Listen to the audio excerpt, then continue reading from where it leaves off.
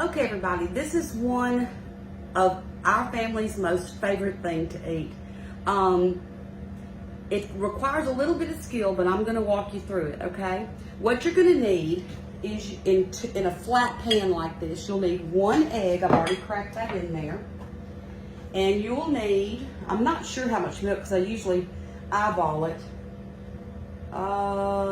Let's say a 1/2 cup of milk. 1 egg and a 1/2 cup of whole milk. And I'm just going to mix that all together like that. We are going to make fried pork cutlets today. Okay, you're also going to need, this is about 1 cup of, this is self-rising flour, but you can use regular flour if you want to. About 1 cup in a flat dish. Now, you'll need a meat hammer. If you don't have a meat hammer, you can use like a can, you can use a rolling pin, anything that you can bring some heft to the meat with to pound it thin. We're going to cut slices that are about 1 inch thick, the same amount that we cut for the boneless pork chops, okay? About like that.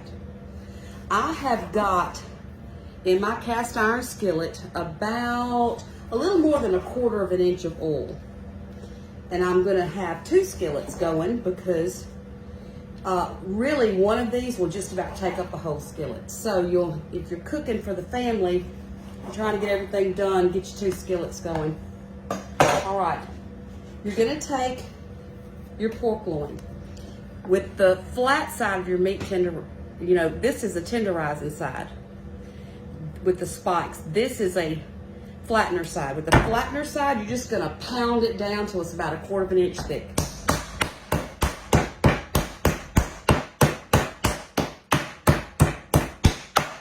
Now that I've done that, see that big piece of fat? I can go ahead and cut that off of there.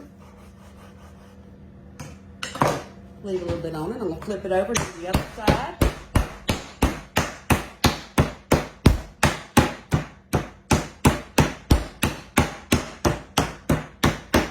Just like you do a chicken breast for chicken cutlets. Now that you've got it thin, you can go ahead and use your spiky side to tenderize it. You do both sides.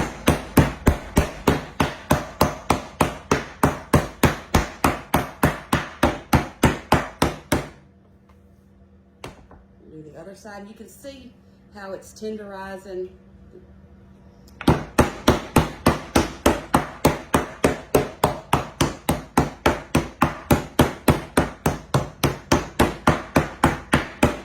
Okay, that's perfect.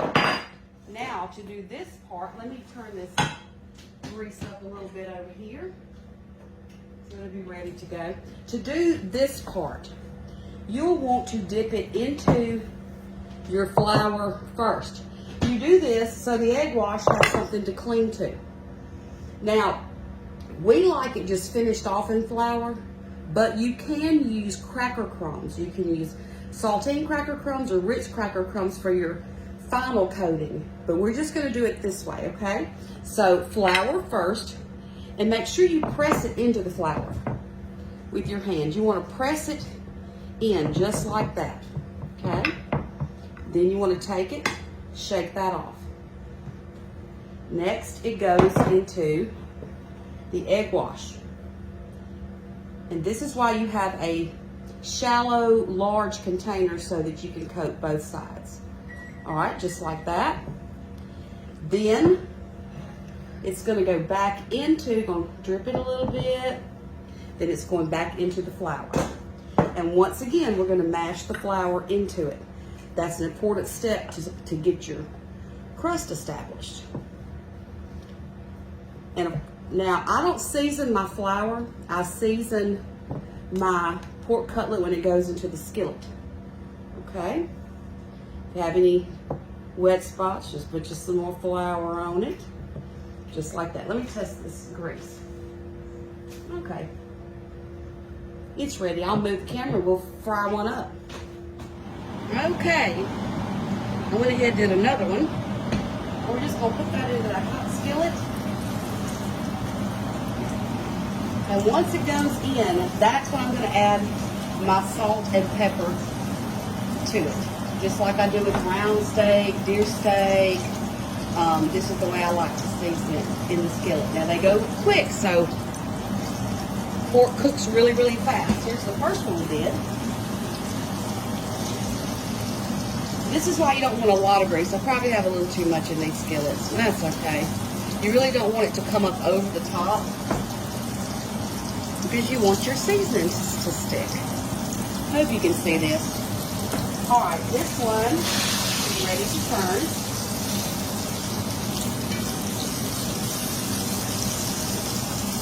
And really, they're huge. So I've got my big baking pan with just some paper towels in it. When they come out of the skillet, that's what they're going on to. And pork doesn't take long to cook anyway, and it certainly doesn't take long to cook when it's this thin.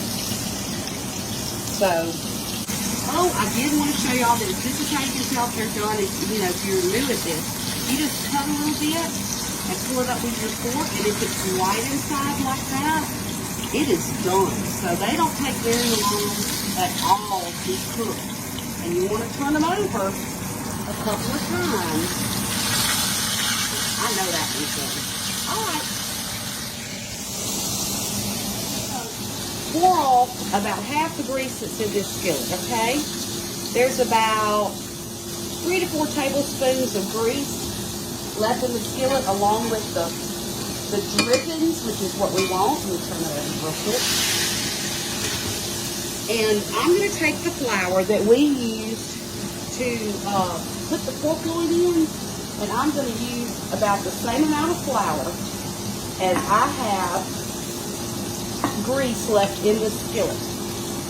So I'm going to start with about 3 tablespoons, and if it's not enough, I can always add some to it. Once you get your flour in, you want to stir it continuously, just to cook that little bit of flour. The flour that's in there is already cooked. You want this on medium heat. Oh, you turn that off. You want this on medium heat, and you want it, you want the flour to get cooked, but you don't want it to burn. So you've got to stir it. Let me get a little bit closer so you can see a little better. There we go. As good as I can get it.